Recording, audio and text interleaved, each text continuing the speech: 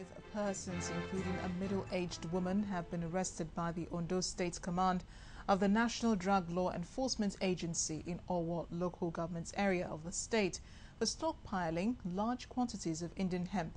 The Ndlea commander in the state, Mr. Walter Nicholas, explained that the suspects were arrested in a house which serves as a store for hard drugs.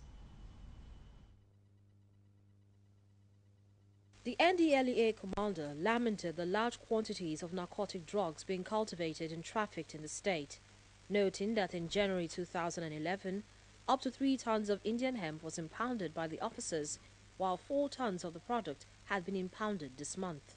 He called on government at all levels, parents and members of the public to join the agency in the fight against illicit drugs. You can imagine the magnitude of the drug that could have been on the streets. And what is the implication of these drugs on the street?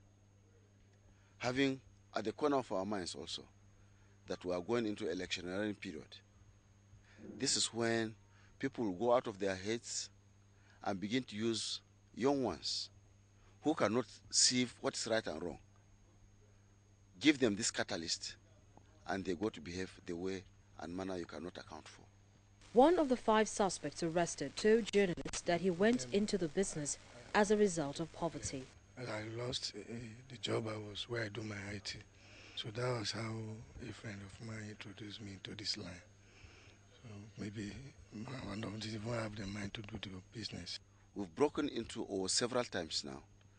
And since we could work for almost 6 hours and we had no gun shootout, you will now begin to understand that the rate of their resistance in terms of militancy is going down. Sources say a bag of Indian hemp costs about 18,000 naira in Owo and up to 25,000 naira in Lagos or Kano.